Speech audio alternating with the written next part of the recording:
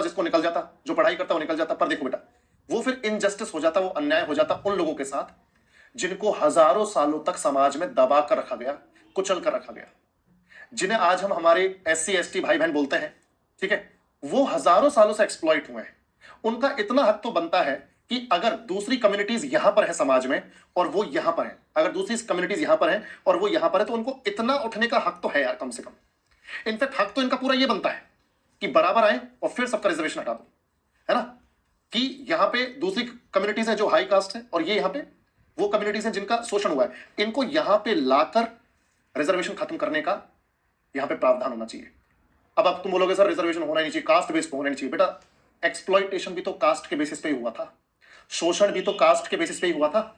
एक सेकंड, पे हुआ था, तो रिजर्वेशन भी जब दिया गया शुरुआती 15 सालों के लिए, तो वो कास्ट के बेसिस पर ही दिया गया।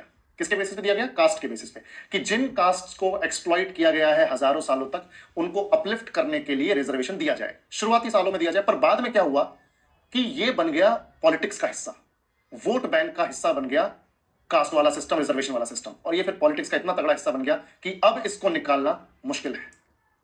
ठीक है, अब अगर तुम्हें लग रहा है कि सर अभी तक इक्वल नहीं हुआ है क्या, तो मैं आपको बताऊं, 2 से 2,500 साल का एक्सप्लॉइटेशन 70-75 साल में खत्म हो सकता है क्या? जिस कम्युनिटी को 2,500 साल तक या 2,000 साल तक या 1,500 साल तक एक्सप्लॉइट किया गया है, 70-75 साल में कैसे भरपूर्ति होगी? समझ रहे हो? तो ये है कि आने वाले टाइम में कोई ऐसा नेता है जो जबरदस्त बोल्ड डिसीजन ले कि सब